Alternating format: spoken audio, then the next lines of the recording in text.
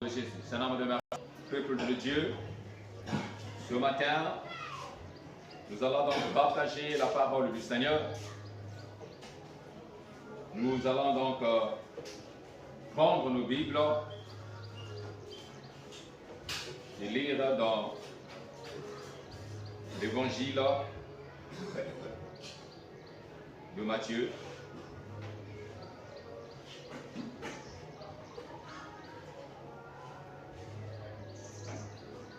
Nous sommes dans le chapitre 17.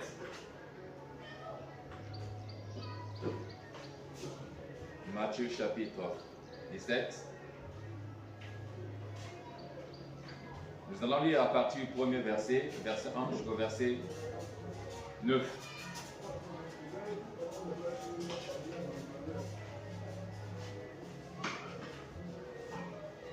Amen. Amen.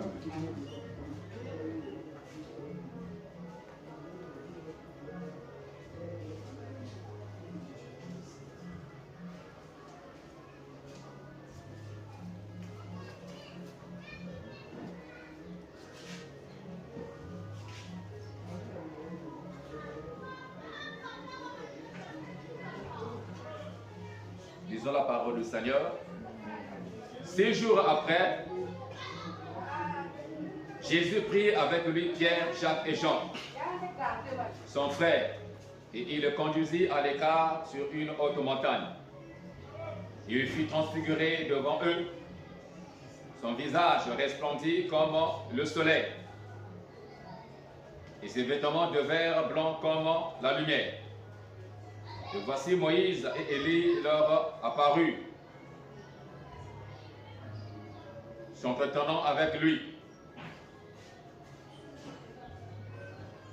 Pierre, prenant la parole, dit à Jésus: Seigneur, il est bon que nous soyons ici. Si tu le veux, je dresserai ici 3 tentes, une pour toi, une pour Moïse et une pour Élie. Comme il parlait, encore une nuée lumineuse les couvrit. Et voici, une voix fit entendre de la nuée ces paroles: Celui-ci est mon fils bien-aimé en qui j'ai mis toute mon affection. Écoutez-le. Lorsqu'ils entendirent cette voix, les disciples tombèrent sur leurs faces et furent saisis d'une grande frayeur. Mais Jésus, s'approchant, les toucha et dit: Levez-vous, n'ayez pas peur. Ils levèrent les yeux et ne virent que Jésus seul. Comme il descendait de la montagne, Jésus leur donna cet ordre: ne parlez à personne de cette vision, car ce que le Fils de l'homme soit ressuscité de mort. Amen. Amen. Alors, bien-aimés dans le Seigneur, le Seigneur Jésus, avant qu'il soit crucifié, il avait prononcé une parole qui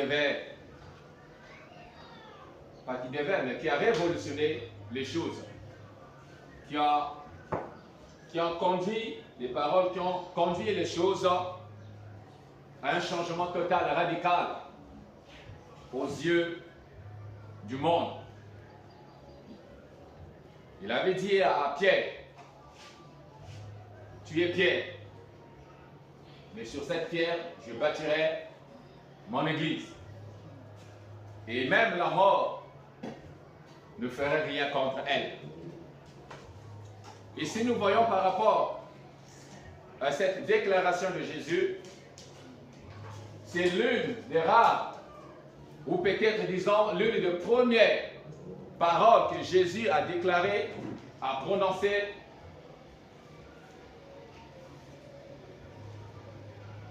auquel il a cité le nom de l'Église. Amen. Amen. Donc cela veut dire que l'Église était dans la vision du Seigneur. avant même sa venue. Et tout au long de sa vie sur terre, en travaillant, en prêchant l'évangile, en guérissant les malades, Jésus est en train de témoigner que le royaume de Dieu est présent. Et que ce royaume continuera à se manifester à travers l'Église du Seigneur. Donc aujourd'hui, ici, nous sommes là parce que autrefois, Jésus avait déclaré des paroles qui devaient s'accomplir pour que l'Église puisse aller de l'avant, pour que l'Église puisse prendre de l'ampleur, pour que l'Église puisse continuer à travailler. Et le travail de l'Église, en tant que tel, a commencé avec les apôtres. Mais Jésus-Christ est lui-même la pierre angulaire, le fondement de l'Église, sur lequel les apôtres ont bâti. Et aujourd'hui, nous de même, nous avons reçu le même mandat, la même mission, la mission de travailler, non pas individuellement comme tel, mais collectivement. Cette collectivité n'est autre l'Église que nous sommes. L'unité des chrétiens, des saints, des croyants, se retrouvant dans un même endroit, dans un même lieu, travaillant par le Saint-Esprit, constitue l'Église du Seigneur. Donc ce matin, il s'agit de l'Église du Dieu vivant. Et nous sommes cette Église. Ce matin, nous sommes cette Église. Et lorsque nous avons lu le texte de Matthieu 17, il est dit 15 jours, donc 6 jours après les événements précédents, donc il y a eu un événement qui a précédé la vision de transfiguration. Donc, 6 jours après cet événement, Jésus, intentionnellement ou expressément, a pris 3 disciples qui faisaient partie de son cercle intime. Il s'agit notamment de Pierre, de Jean, le disciple le plus aimé de Jésus, et de Jacques son frère. Il a pris ces 3 disciples, il a laissé les autres. Et il le conduisit sur une haute montagne. Et arrivé sur cette montagne, la Bible dit que Jésus a changé l'apparence. Ses habits devinrent éblouissants, éclatants, comme la lumière du soleil. Il changea d'apparence. Il n'était plus vu comme étant le Fils de l'homme comme tel, dans son apparence physique, mais il était vu dans son apparence de gloire, dans son apparence céleste, dans l'apparence de la révélation du royaume de Dieu. Pour témoigner que le royaume de Dieu est bel et bien existant. Là, il ne s'agit pas du royaume de Dieu qui se manifeste sur la terre. Mais là, c'est la révélation du royaume en tant que la vie après la mort. Donc la vie dans les siècles à venir. Et pour les apôtres, les 3 disciples, c'était une vision. C'était une vision. Et cette vision véhiculait un message. Un message à Jean, à Jacques et à Pierre. Mais ce message n'était pas seulement pour eux, bien qu'il a dit, ne partagez pas cette vision avant que le Fils de l'homme soit ressuscité. Gardez cette vision, gardez-la. Il y a des choses que le Seigneur nous révèle, que nous devons présentement garder pour les libérer au moment conforme, au moment prévu. Il y a des choses que le Seigneur peut te révéler, mais cela ne veut pas dire automatiquement, présentement, tu vas les partager. Tu les gardes et tu te mets en prière pour les libérer à un temps convenable. Le Seigneur, il se pourrait qu'il se met maintenant à nous donner des visions sur la nation, sur l'Église, sur le pays, sur le Congo. Mais cela ne veut pas dire qu'il faut partager ces choses. Non, le temps arrivera où il faut les partager. Mais le Seigneur permet cela afin que toi tu puisses te préparer, parce que lorsqu'il montre quelque chose, il prévoit aussi un canal pour que les choses puissent aboutir. Mais si le Seigneur te révèle ces choses, parce qu'il t'a choisi, parce qu'il t'a choisi afin que tu te mettes sur la brèche, que tu te lèves et que tu sois censé avaquer la prière, tout en gardant la vision. Certains moments, en vaquant la prière, le Seigneur va te donner la suite de cette révélation, parce que la révélation de Dieu est continue. La révélation de Dieu n'est pas figée, n'est pas statique, mais elle est continue. Donc si Dieu te révèle quelque chose, ne te dis pas non, c'est fini. Mais derrière cette vision, il y a un message, il y a une continuité. Voilà pourquoi nous devons avoir l'esprit pour discerner les choses afin que nous soyons capables à gérer, à bien gérer les dons et les grâces que le Seigneur nous confie. Et le message à travers cette vision, c'est lequel? C'est tout simplement qu'un jour, l'Église du Seigneur naîtra. Et cette Église sera une Église glorieuse. C'est une Église puissante. C'est là où il est dit que la deuxième maison sera plus glorieuse que la première. Amen. Amen. Alors, ces choses nous concernent, nous qui sommes présents, nous qui sommes l'Église, nous sommes l'Église du temps présent. Et c'est à nous que le Seigneur a donné le fardeau. Et du coup, nous devons rentrer dans la vision de Dieu. Comme j'ai dit, par rapport à ce test, il y a un qui est rentré dans la vision de Dieu. Il y a un, parmi ces trois, il y a un qui est rentré dans la vision de Dieu. La vision qui leur était révélée. Les autres, certainement, ont vu la vision. Mais ils ne sont pas rentrés dans la vision de Dieu, dans cette vision qui leur était révélée. Pierre, par contre, lui, il est rentré dans cette vision.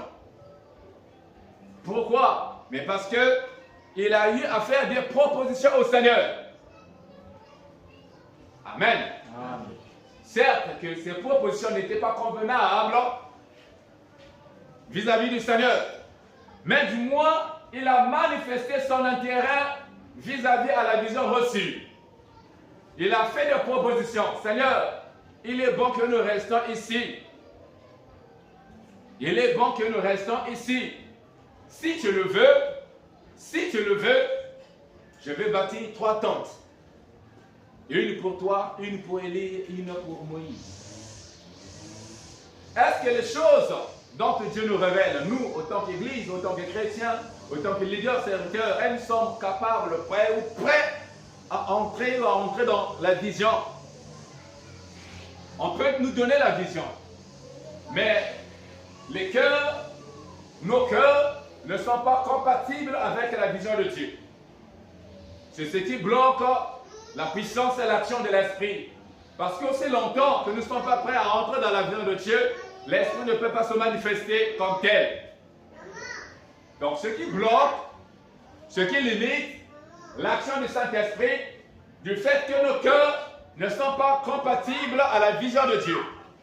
Nos cœurs ne s'adaptent pas à la vision de Dieu. Nos cœurs n'épousent pas la vision de Dieu. Et c'est une vérité que nous devons comprendre. C'est une vérité.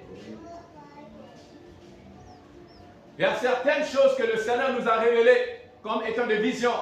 On n'a pas peut-être reçu ces visions comme étant une extase, comme étant des visions ouvertes. Le Seigneur peut te communiquer, ou t'a communiqué, ou nous a communiqué une vision, cette vision, soit par la parole, ou par l'enseignement. Et nous avons reçu cette vision. Et on a bien compris cette vision. Mais malheureusement, nos cœurs ne sont pas prêts à adhérer à cette vision. Et si nos cœurs ne sont pas prêts à adhérer à la vision de Dieu, il n'y aura pas non plus l'action du Saint-Esprit. Donc, l'une des choses que nous devons faire, chaque fois que le Seigneur nous donne une vision, nous montre une vision, nous révèle une vision, notre cœur doit s'adapter à cette vision, doit épouser cette vision. Il ne sera pas peut-être facile. Les choses ne peuvent pas être faciles ou ça ne peut pas être, comme on dit, du coup. Donc, il y a un processus à respecter. Mais, au moins, si je veux adhérer à la vision de Dieu, la première chose que je pourrais faire, c'est tout simplement prendre cette vision de Dieu et la mettre en prière. C'est entrer dans la prière. Alléluia. Cela montre que, même si la vision est encore floue, mais cela montre que j'ai accepté la vision. Alléluia. Et le Seigneur va nous montrer, pour ne pas dire, va vous montrer, va vous révéler des choses, va vous montrer, va vous donner, communiquer des visions. Maintenant et par la suite, il a été dit à Jean,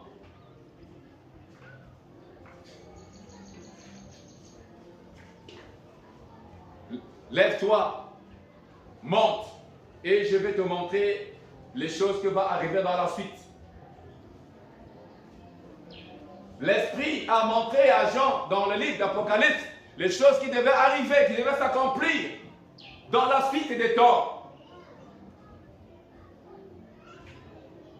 Et le Seigneur veut nous montrer des choses qui vont arriver dans le pays, dans la nation, dans l'Église. Mais quand il a dit à Jean, quand il a interpellé l'esprit de Jean, c'est pour que Jean soit attentif à ce que le Seigneur va lui montrer, pour qu'il puisse disposer son cœur à recevoir la vision de Dieu.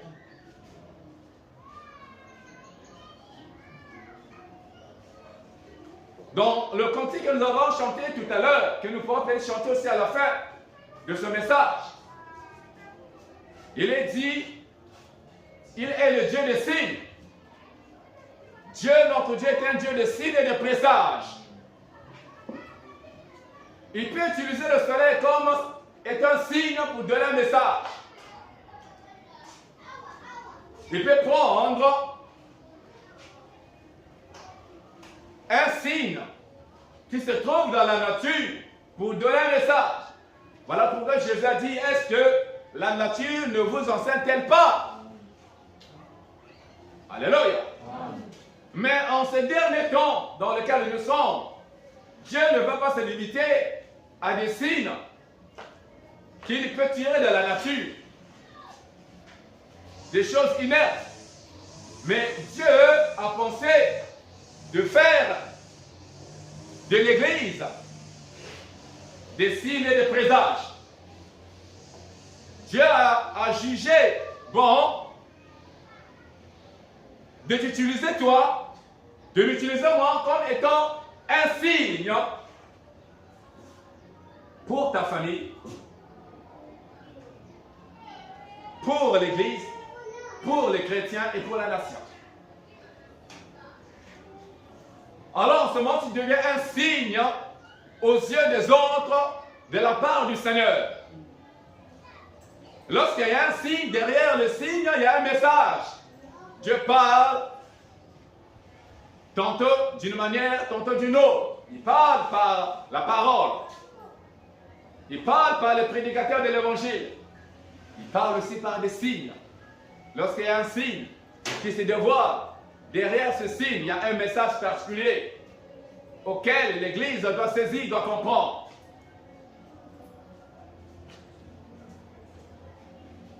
Et l'Église du dernier temps que nous sommes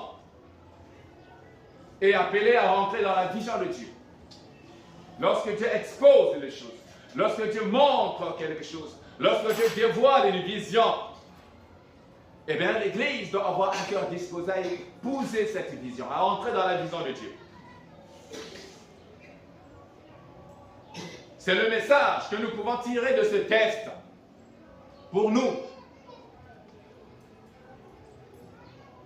Pierre a eu cette bonne volonté parce qu'il s'est exprimé. Il a répondu à cette vision. Il s'est intéressé à cette vision. Il a pris l'initiative de dire, moi je suis capable. Et pourtant Pierre, je ne sais pas s'il a fait des tentes, il n'est pas comme Paul, qui était fabricateur de tentes comme mon métier. Mais Pierre était un pêcheur de poissons. Je ne sais pas comment il devait, s'il arrivait à bâtir, à construire les tentes, 3 tentes, est-ce qu'il devait payer de son argent? Ou bien il avait pris ce métier. Mais nulle part on nous dit que Pierre était fabricateur de tentes. Donc il n'a pas vu ses incapacités, il n'a pas vu ce qu'il était. Mais il s'est manifesté pour dire, Seigneur, oui, j'épouse ta vision. La vision, c'est lorsque Dieu révèle, montre. Mais la vision n'est pas l'accomplissement des choses, des faits. La vision est une chose, l'accomplissement de la vision est une autre chose. Si Dieu nous montre une vision, cela veut dire qu'il est capable de l'accomplir. Mais il veut que l'Église puisse participer à cette vision pour que cela soit accompli. Il y a aussi des visions que le Seigneur donne, non pas par extase, non pas en songe, mais par le message verbal. Et que nous devons saisir. Il a dit aux disciples, allez, prêchez la parole de partout, faites des disciples. C'est une vision. C'est une vision qui n'a pas été donnée dans les songes par extase, mais par une parole sortie de sa bouche. Et comment les apôtres se sont-ils comportés vis-à-vis? Eh bien, ils n'avaient pas encore rien. Comment pouvaient-ils accomplir cette vision, cette grande vision, dans leur incapacité? Ils avaient même peur de leurs compatriotes. Mais ils étaient tout d'abord rentrés dans la prière. Toute révélation de la vision du Seigneur exige la prière. Ils partaient dans la chambre haute et se retrouvaient pour prier, pour qu'il ait l'accomplissement de la vision. Peu importe ce que Dieu peut nous promettre, peu importe ce que Dieu l'Esprit peut nous révéler, mais l'accomplissement de cela exige toujours la prière. Voilà pourquoi l'Église du temps dernier doit rentrer dans la vision de la prière de Dieu. C'est-à-dire la vision de la prière de Dieu. Parce que Dieu a sa vision qui n'est pas la même des hommes. Quand je dis la prière selon Dieu, cela veut dire quoi? C'est-à-dire nous devons nous laisser conduire avec la prière, à prier non pas selon notre église locale, non pas selon les pasteurs, non pas selon les hommes de Dieu, mais selon ce que Dieu te donne comme fardeau, selon ce que Dieu te donne comme capacité. Donc, ce n'est pas à toi de limiter ta vie de prière par rapport à ce que l'Église fait, par rapport à la manière dont l'Église prie. Mais tu dois plutôt épouser la vision de l'Esprit. Si l'Esprit a prévu de conduire dans les dimensions élevées, tu dois te laisser conduire par le Saint-Esprit pour atteindre les dimensions de l'Esprit dans la prière. Il n'y a pas une grande bénédiction que celle d'être rattaché à l'Église, que celle d'être une bénédiction pour l'Église. C'est-à-dire, le Seigneur, le Saint-Esprit t'utilise pour bénir les autres. C'est ce qu'a été dit à Abraham. Je ferai de toi une grande nation. Les rois sortiront de toi.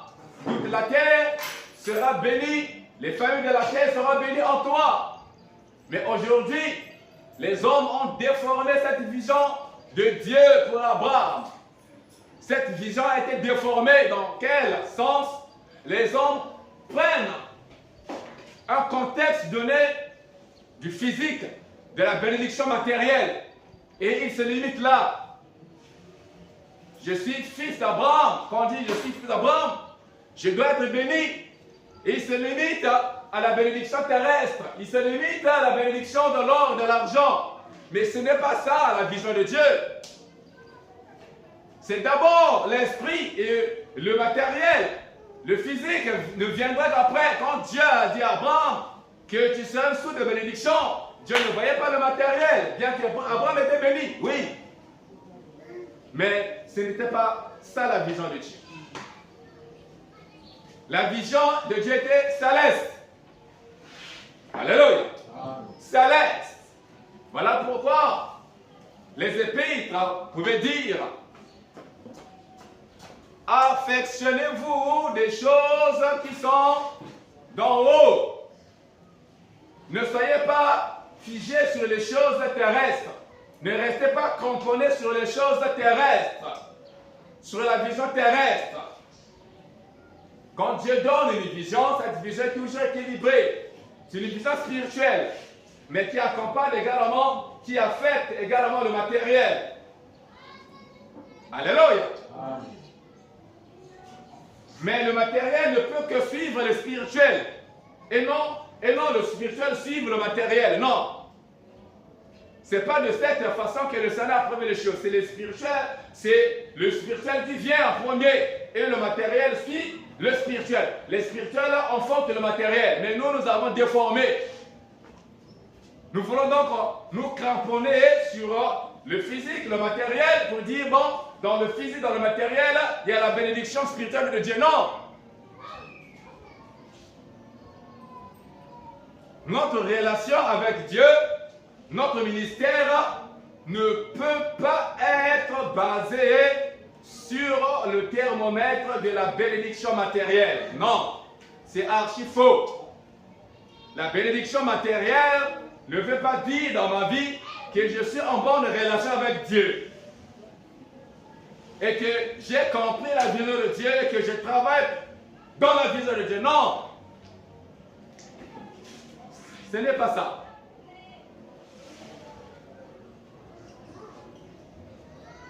Alors, ce matin, le Seigneur nous donne une vision, ou nous donne une vision.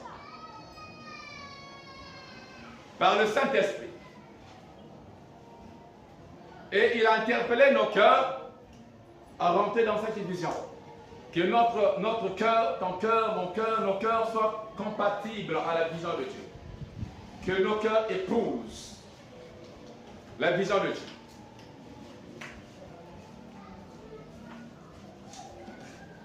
Cette vision qui a été révélée aux apôtres, de prêcher l'évangile, de faire des disciples, elle est aussi la nôtre. Amen. Elle est aussi la nôtre. Mais pour que cette vision puisse se concrétiser, être tangible, la première chose à faire, c'est entrer dans la prière. Et le reste des choses s'en suivra par le Saint-Esprit. Parce que nous ne connaissons pas les réalités des choses dans le canal, dans le chemin là où Dieu nous place. On ne connaît pas. C'est lui qui maîtrise les choses. Mais moi, je sais que je peux commencer par une chose. Je peux commencer par la prière. J'ai vu une vision, je l'ai reçue, je l'ai compris, je fais quoi? Je me mets à la brèche et je prie. Amen. C'est ce que l'apôtre, c'est ce que Pierre a eu à faire.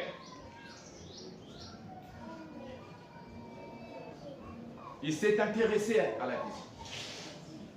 Il a fait des propositions au Seigneur. Il a fait des propositions au Seigneur. Seigneur, je veux faire ça, ça, ça. Amen. Alors, nous devons bien comprendre cela. Que le Seigneur va nous donner des visions. Soit des visions, des révélations. Soit par le message, soit par la parole, soit par extase, soit par le Saint-Esprit. Mais préparons nos cœurs à rentrer dans la vision de Dieu, à être compatibles avec la vision de Dieu. Et quand le Seigneur parle, il ne parle pas dans l'air. Il parle pour ceux qui sont présents. Il parle pour nous. Il parle pour l'église de Kamkat. Il y a des ceux par là, le Seigneur parle. Ils se minimisent. Ils disent, ah, mais moi, qu'est-ce que je peux faire? Cette parole est tellement élevée. C'est pour les diacres. C'est pour les anciens. Moi, je suis exclu. Non. Si le Seigneur t'a donné le Saint-Esprit, tu es partant à toutes choses. Cela la volonté de Dieu. Si le Seigneur a permis le Saint-Esprit à tous les chrétiens, à tous, cela veut dire que nul n'est exclu, personne n'est exclu. Cela devait dire, ah non, bon, je donne le Saint-Esprit aux évangélistes parce qu'ils prêchent l'évangile, aux diacres je laisse, au protocole je laisse. Non, il a donné le Saint-Esprit à tous.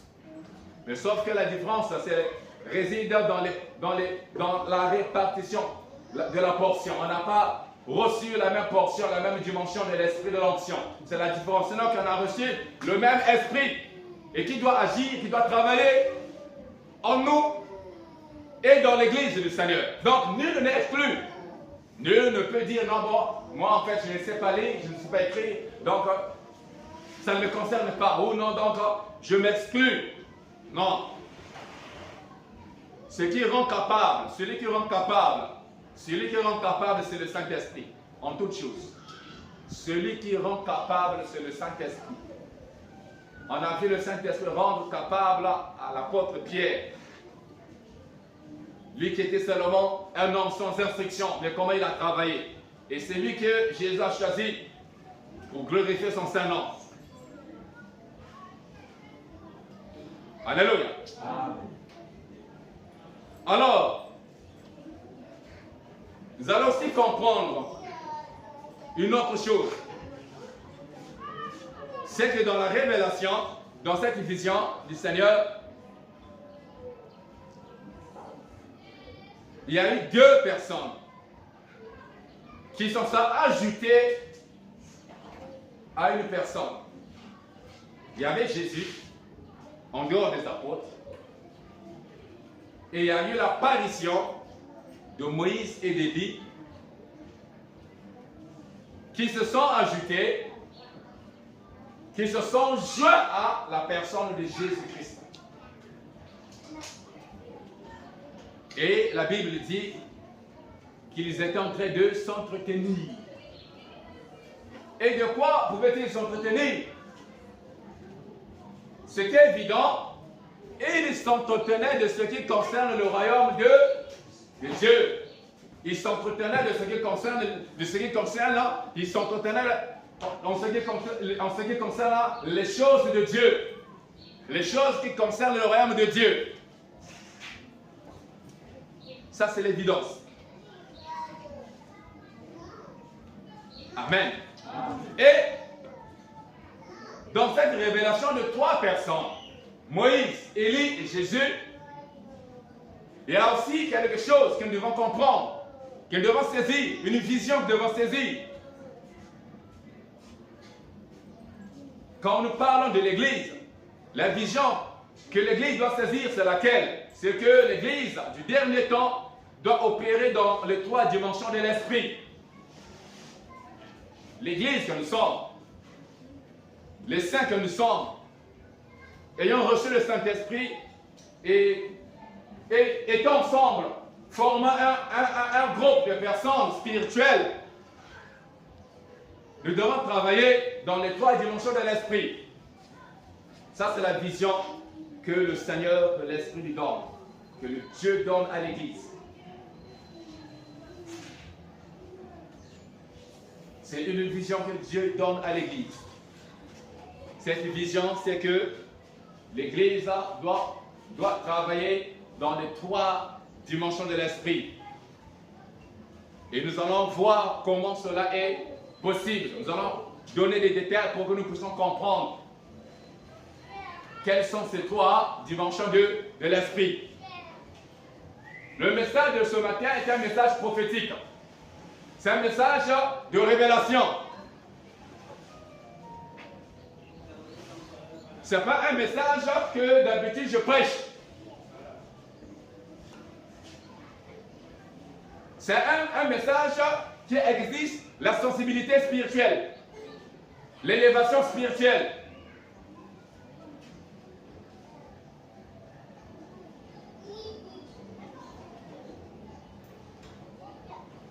Ce n'est pas une prédication comme telle, mais c'est un enseignement.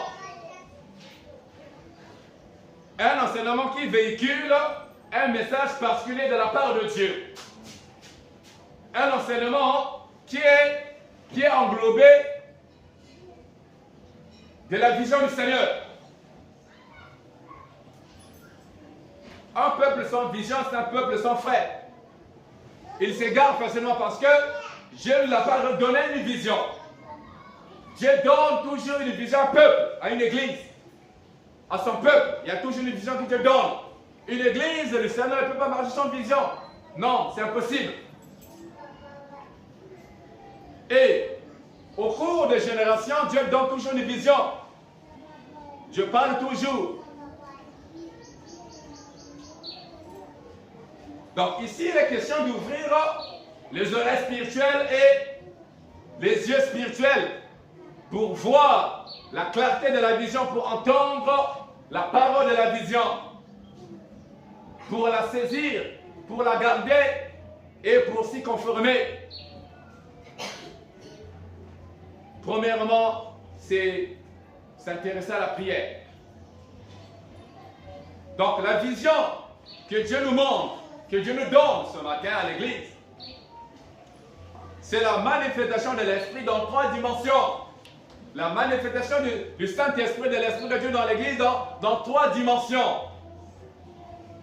C'est la vision que Dieu donne. C'est la vision que Dieu nous donne.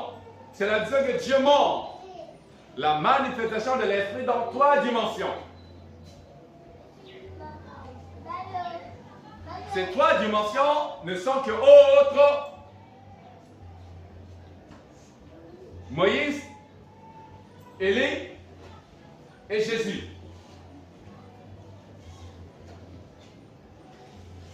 L'esprit qui a opéré dans l'Ancien Testament, c'est le même esprit qui opère dans la Nouvelle Alliance. Sauf que la dispensation de l'esprit de l'Ancien Testament et du Nouveau Testament est différente. La dispensation, donc la manifestation de l'Esprit. Cette manifestation de l'Esprit n'est pas la même. Mais sinon, c'est le même Esprit qui a opéré dans la vie des prophètes de l'Ancien Testament et dans la vie des apôtres. C'est le même Esprit. Mais la Bible dit que l'Ancien Testament, l'Ancienne Alliance, est l'ombre de choses à venir. La réalité, c'est en Christ. Donc, Moïse, tout comme Élie,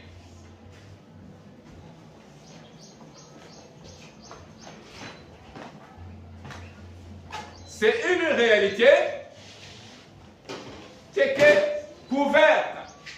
C'est un message qui était voilé. Mais que l'Église d'aujourd'hui, donc l'Église, parlons des apôtres, parlons des églises, doit maintenant saisir pour comprendre la vision de Dieu. À travers ces prophètes de l'Ancienne Alliance, le Seigneur avait préparé quelque chose, un message, une révélation pour l'Église d'aujourd'hui, pour l'Église que nous sommes. Qui est Moïse? Ou qui fut Moïse? Et Moïse était prophète, était libérateur. Il a reçu la mission d'aller délivrer le peuple qui était captif en Égypte, qui était sous le joug de Pharaon. Ils étaient faits prisonniers. Ils étaient dans l'esclavagisme.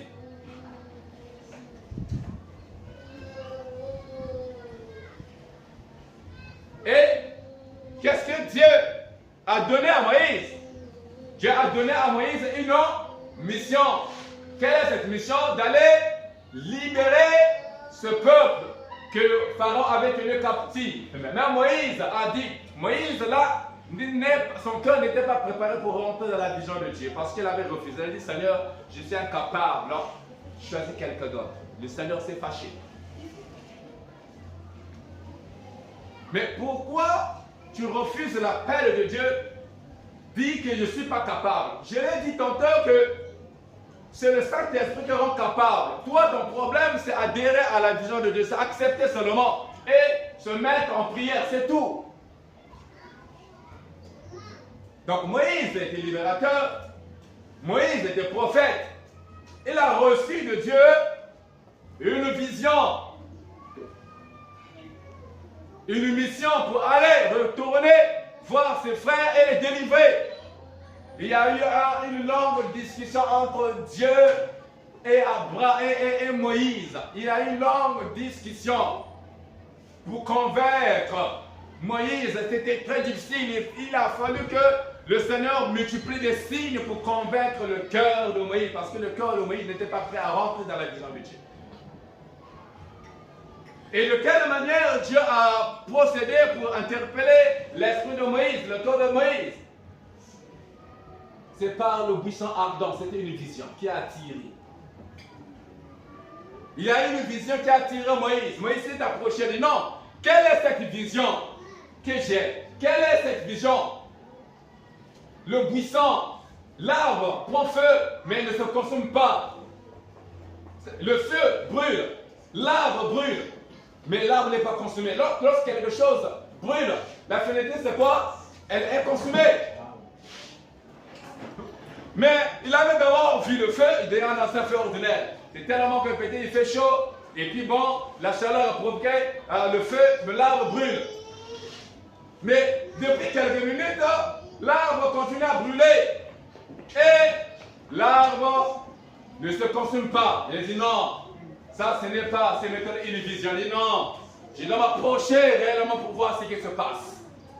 Pour capter le cœur de Moïse, il a fallu d'avoir une vision. Voilà pourquoi je dis que Dieu donne à l'Église des visions pour capter notre attention, pour capter notre cœur. Mais nos cœurs doivent adhérer à cette vision-là. Et lorsqu'il s'est approché, voilà que Dieu s'est révélé. Je suis le Dieu de tes pères. Je suis le Dieu de ton père, Abraham, Isaac, Jacob. Et Dieu commença à parler. Il y a eu une longue discussion entre Dieu et Moïse. Moïse a refusé la vision de Dieu. Il dit non, moi je ne sais pas parler. Moi je ne sais pas prêcher. Moi je n'ai pas été à l'école. Moi je ne suis pas écrit. Mais comment je peux accomplir la vision de Dieu? Comment tu me demandes de grandes choses? Moi je suis habitué avec mes troupeaux ici. Il dit ah non, c'est trop dur. Choisis quelqu'un d'autre. On ne refuse pas la mission de Dieu. Si Dieu t'a choisi, si Dieu t'a appelé, quelles que soient les circonstances, dis seulement oui, amen, ça me passe. Le reste, ce n'est pas ton problème.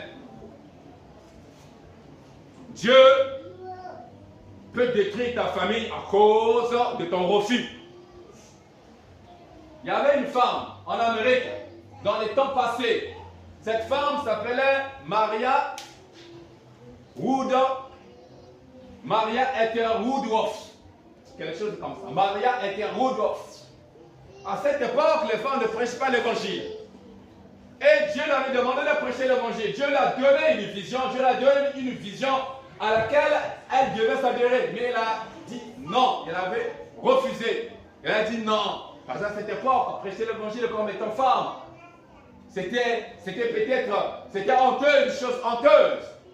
Il y a eu beaucoup de paramètres encore qui étaient liés à la féminité pendant ce temps. C'est-à-dire lors de ces temps, lors de ces années. Mais qu'est-ce qui s'est passé? Elle avait 7 enfants, je crois. Dieu a commencé à prendre un enfant. Il a pris le premier enfant, il a pris le deuxième enfant, troisième enfant. Je crois qu'il a perdu tous ses enfants, je crois, si je ne me trompe pas. Quand Dieu a pris le premier, a pris le deuxième, elle ne voulait rien savoir. Quelle dureté de cœur pour refuser la vision de Dieu, quelle dureté.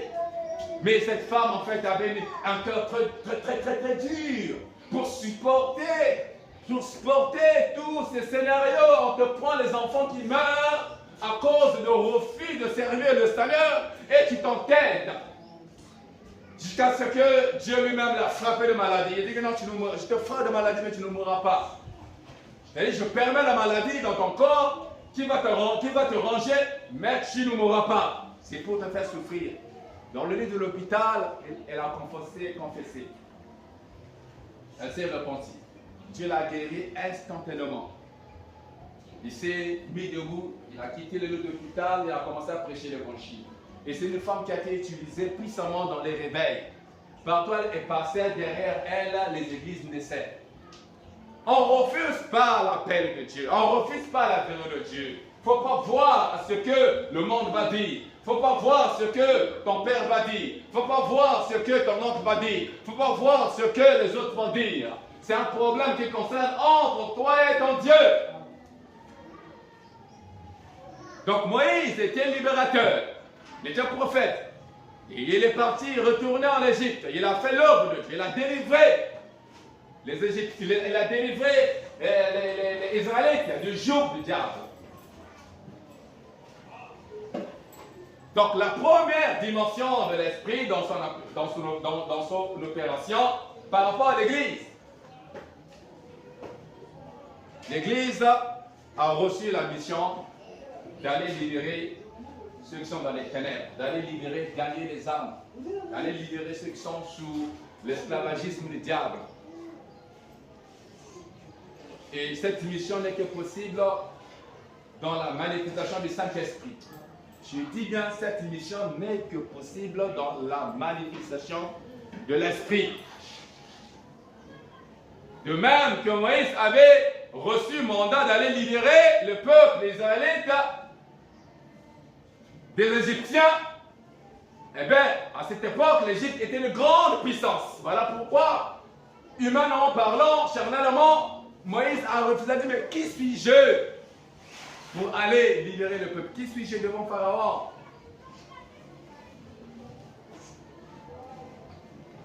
Donc, cette vision que Dieu nous donne ce matin consiste, nous l'Église, quand je parle de l'Église, je parle en fait des saints, des personnes ayant reçu le Saint-Esprit. Nous devons rentrer dans la vision de Dieu. Nous devons comprendre que l'une des missions de l'Église, c'est de se lever, aller dans les nations, aller libérer les captifs, ceux que l'ennemi a tenus prisonniers. Alléluia. C'est la mission de l'Église. Il ne faut jamais avoir peur. On ne peut pas avoir peur parce que ce n'est pas notre mission, c'est la mission que nous avons reçue de Dieu. Il est dit, il donne la vision, il donne aussi la provie. Mais l'essentiel que nous devons d'abord se manifester pour nous conformer, pour épouser cette vision. Est-ce que nous sommes prêts dans nos cœurs? Est-ce que les cœurs sont disposés? Le problème, c'est ça. Parce que Dieu ne peut pas travailler avec des gens qui n'ont pas des cœurs disposés. C'est tout un problème. Et l'Esprit non plus ne peut pas travailler avec un peuple qui n'a pas un cœur disposé. C'est tout un problème.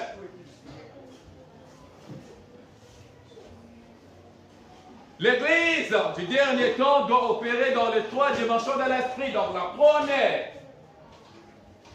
opération dans la dimension de l'Esprit, c'est que l'Église doit faire accomplir cette mission. Parce qu'elle a reçu mandat d'aller dans les nations, de libérer les captifs, de délivrer, c'est-à-dire de délivrer en fait les âmes du royaume de Satan. En fait, c'est ça. Délivrer les âmes, libérer les captifs, les peuples, les nations du royaume de Satan. C'est ça la mission de l'Église. Et c'est ce que Moïse a eu à faire. Donc la première opération de l'Esprit,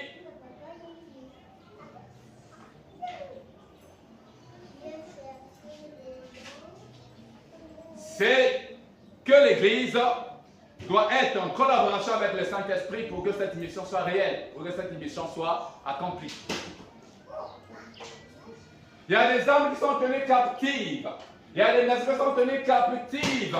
Il y a des hommes et des femmes qui sont dans les ténèbres, c'est-à-dire qui sont dans le royaume de Satan, que le diable a assujetti. Mais Dieu demande que nous, l'Église, se lève pour aller délivrer, pour aller libérer ces peuples qui sont tenus captifs dans le royaume des ténèbres.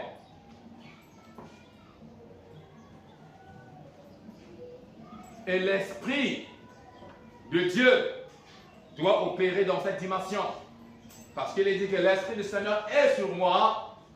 Il m'a oint pour annoncer l'évangile, pour guérir ceux qui ont le cœur brisé, pour libérer les captifs. Il s'agit de quels captifs? Eh bien, ceux qui sont tenus captifs dans le royaume de Satan. Comme Moïse a reçu la mission d'aller. Donc j'ai dit, donc l'image de l'Ancien Testament se révèle à l'image du Nouveau Testament. C'est un message que Dieu a prévu pour l'Église de maintenant, pour comprendre que l'Église doit opérer par le Saint-Esprit dans ce sens où le Saint-Esprit doit opérer à travers l'Église dans cette dimension. C'est une vision que le Seigneur, cette vision date. Jésus a dit ceci, que je vous donne un commandement nouveau. Je vous donne un nouveau commandement. Mais à bien voir, ce n'était pas un nouveau commandement. Parce que Dieu est amour. Mais il a dit que non, ce commandement se renouvelle en moi, en Jésus-Christ. Voilà pourquoi il dit que c'est un nouveau commandement. Parce que Dieu, depuis le commencement, est amour. Il a dit, aimez-vous les uns les autres. Mais il a dit que c'est un ancien commandement, mais qui se renouvelle en moi. Donc cette vision, c'est l'ancienne vision, mais qui se renouvelle maintenant en nous, maintenant que nous devons saisir. Cette vision date depuis les apôtres. Elle n'est pas nouvelle. Elle est ancienne depuis les apôtres. Amen. Amen. Mais aujourd'hui, par ce message, par les circonstances présentes de l'Église, de notre temps, cette vision s'est renouvelée. Ça devient comme une nouvelle vision pour nous que nous devons saisir et recevoir. Est-ce qu'on est prêt, est-ce que l'Église est prête à accepter cette vision, dire oui, Seigneur, oui, j'accepte. Mais voici comme a dit Esaïe, on va voir. Est-ce qu'on va faire comme Moïse pour voir nos imperfections, nos limites? Non. Et la deuxième dimension dans laquelle l'Esprit doit opérer, c'est par rapport à l'image du prophète Élie.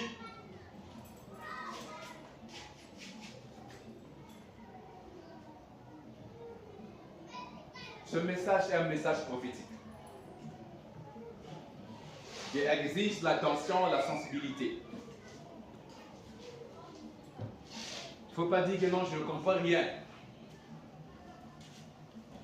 C'est une parole de révélation par le Saint-Esprit. S'il y a des difficultés sur certaines choses, à la fin ou bien un autre jour, tu peux t'approcher pour dire, bon, ici je n'ai pas bien compris. Parce qu'il faut saisir la vision. C'est cette vision qui va déterminer l'avenir de l'Église. C'est cette vision qui va déterminer l'avenir de l'Église. C'est cette vision qui doit déterminer le futur de l'Église dans sa marche. Une Église sans vision, un peuple sans vision, c'est un peuple sans frère. Donc, la deuxième dimension, c'est par rapport au prophète Élie. Qui est Élie? Élie est un prophète. On l'appelle Élie le Tishbite. Il y avait un village qu'on appelait, je crois, Tibiche comme ça là. Voilà pourquoi on dit Élie le Tishbite. Donc, quelqu'un, comme on dit Jésus de Nazareth. À l'époque, c'est comme ça. Jésus de Nazareth. On donne le prénom et on le fait suivre de son lieu d'origine. Élie était un prophète que Dieu a utilisé. Mais quelle est l'image, le message que nous pouvons comprendre, nous, autant qu'Église du Seigneur, par rapport à Élie?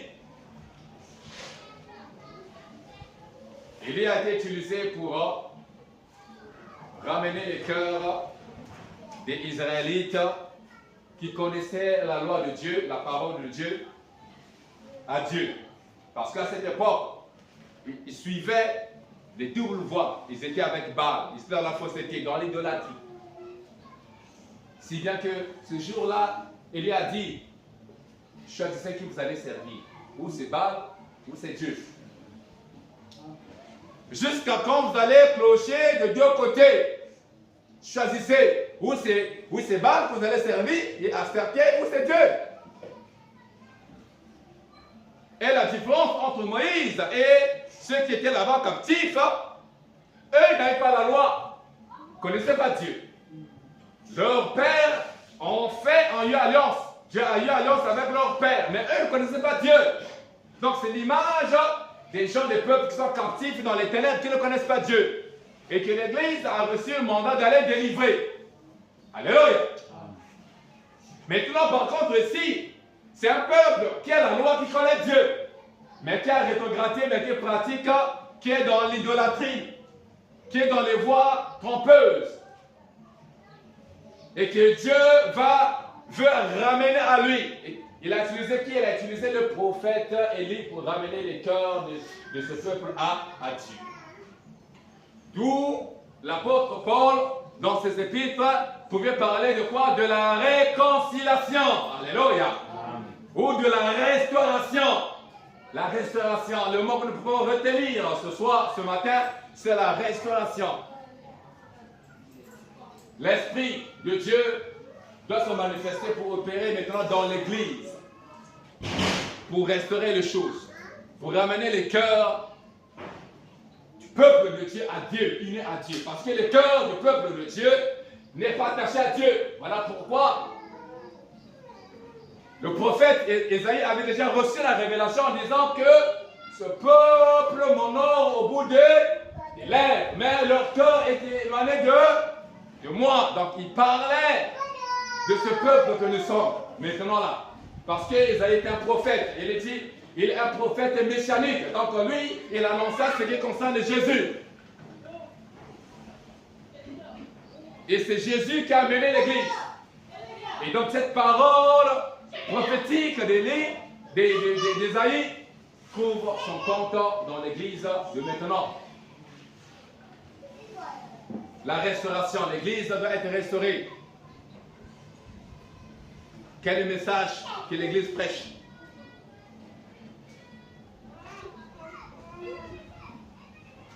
Comment l'Église travaille avec son Dieu? Quel est le sérieux que l'Église, les serviteurs de Dieu montrent, manifestent vis-à-vis de Dieu? Quel est l'état de cœur des chrétiens d'aujourd'hui?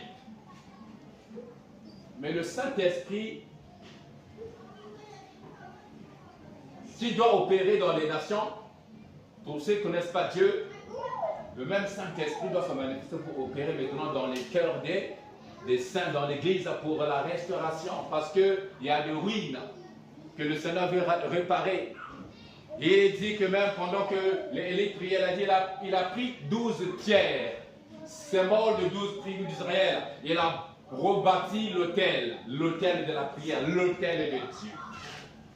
Lorsqu'on parle de l'autel, la restauration de l'autel, eh bien, il s'agit du peuple de Dieu. Celui qui connaît Dieu, celui qui prie Dieu, celui qui sert Dieu. L'autel est un élément de l'alliance avec Dieu pour ceux qui connaissent Dieu, pour ceux qui ont rencontré Dieu, pour ceux qui marchent avec Dieu. Mais entre-temps, il y a eu un retour, il y a eu un relâchement. Et qu'est-ce qui s'est passé? Il a fallu que le Seigneur suscite le prophète Élie pour ramener les cœurs des chrétiens, pour ramener les cœurs des serviteurs de Dieu à lui, à Dieu. C'est la vision, la deuxième vision que Dieu nous montre, que nous, l'Église, nous devons faire, que nous, les serviteurs, nous devons faire. C'est une révélation que Dieu nous donne, parce que c'est le temps de la restauration, il est temps que l'Église soit restaurée. Il est temps que l'autel de la prière dans l'Église soit restauré. Il est temps que les cœurs des chrétiens soient restaurés. C'est la deuxième dimension, là où l'esprit peut opérer, mais il cherche aussi les hommes, des femmes, des cœurs disposés. Dieu cherche des hommes, des femmes qui ont le cœur disposé pour opérer dans cette deuxième dimension de l'esprit. Alléluia. Pour finir, ce message est un message prophétique.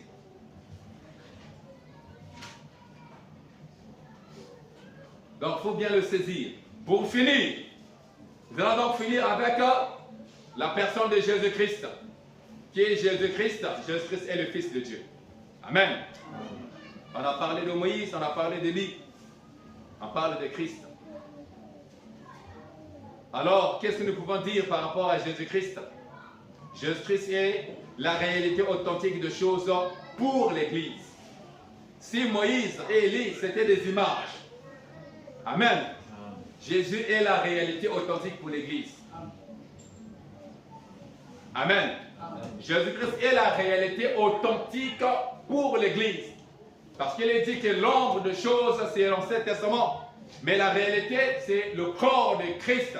C'est donc l'apparence de Christ. Donc c'est Christ, donc la personne de Christ. Jésus-Christ est la réalité authentique des choses pour l'Église. Colossiens 2, 17. Il est le salut et la vie éternelle que l'Église doit proclamer et prêcher, proclamer aux nations.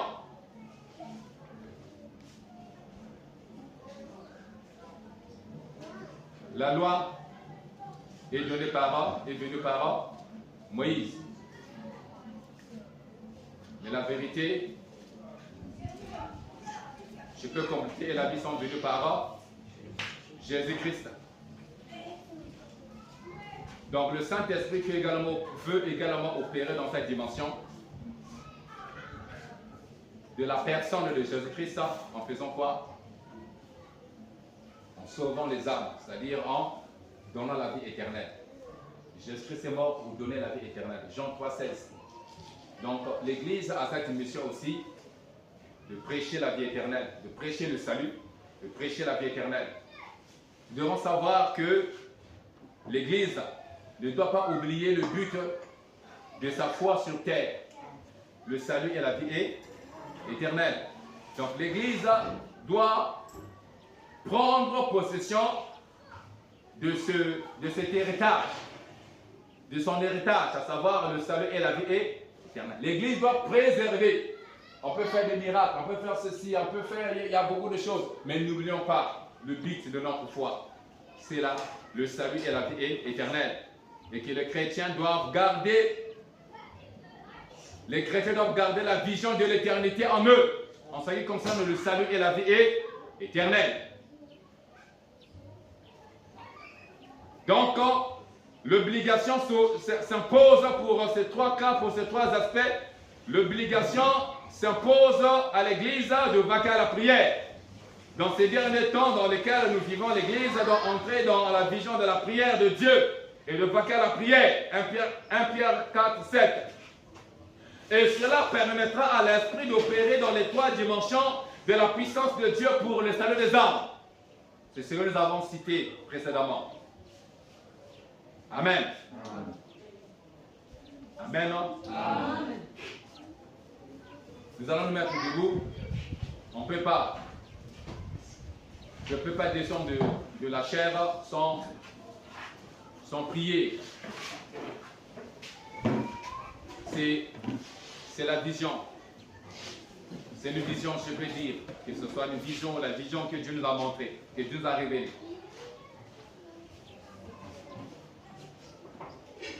Et comment tu as reçu cette vision? Comment ça, tu as reçu cette parole prophétique qui concerne l'Église?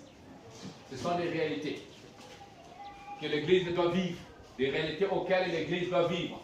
L'Église de toi, l'Église de moi. Qu'est-ce que tu peux demander à Dieu ce matin? Qu'est-ce que tu peux dire à Dieu ce matin? Et comment tu as compris cela? Quelle est ton expression ce matin à Dieu? Comme Dieu pouvait se révéler à Moïse. Moïse a eu à dire des paroles par rapport à cette vision, par rapport à cet appel. Mais toi, tu n'es pas Moïse. Toi, tu es toi. Et par le Saint-Esprit, il y a toujours quelque chose à dire. Ne refuse pas la vision de Dieu. Ne dis pas non, je suis incapable d'accomplir la vision de Dieu.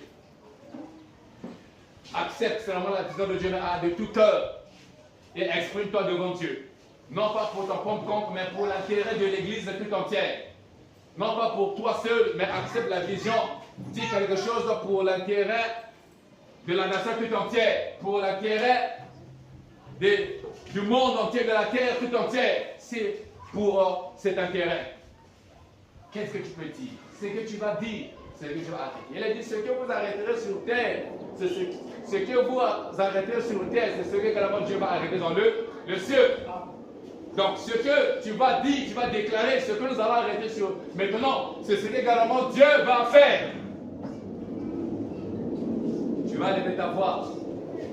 On n'a que deux sujets. Premièrement, nous allons dire merci à Dieu pour cette vision qu'il nous a donnée. C'est vraiment que nos cœurs soient disposés, reconnaissants à recevoir de tels messages, de telles visions pour le royaume de Dieu. Dire merci et par la suite, exprime-toi, je ne sais pas ce que tu vas dire. Exprime-toi positivement. Ouvre ton cœur et libère les paroles. Déclare des choses sur cette terre que le Seigneur va considérer dans le ciel. Le Seigneur a siégé dans son conseil dans le ciel. Et il est en train de voir lesquels qui sont disposés à accomplir sa vision. Et toi, tu es la personne qui fait partie. Il donne la vision, donne aussi la provision. Élèvons-nous, on va prier au nom de Jésus. Alléluia. Merci.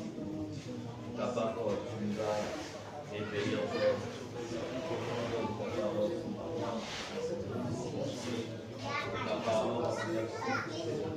Notre Père, notre Dieu, nous te bénissons. Nous disons merci, ô Dieu Père, pour la révélation de ta parole, pour la vision que tu nous as donnée, notre Père, notre roi. Notre Dieu, merci Seigneur pour, ô Dieu, ta parole. Merci Seigneur, mon Dieu, pour cette vision révélée, Seigneur. Comme tu t'es révélé, Seigneur, mon Dieu Père, aux apôtres, comme tu es révélé à Moïse, comme tu es révélé, Seigneur, mon Dieu Père, Aïe, Seigneur, Seigneur, comme tu es révélé à Pierre, à Jacques, à Jean, à la montagne de transfiguration, Seigneur, c'est la même révélation que tu donnes ce matin, Seigneur. Oh Dieu, merci, Seigneur, parce que cette révélation a un but dans ton Père. Il est temps, oh Dieu Père, de te manifester dans ton Père pour ta seule gloire. Dans le nom puissant de Jésus-Christ. Seigneur, je remercie.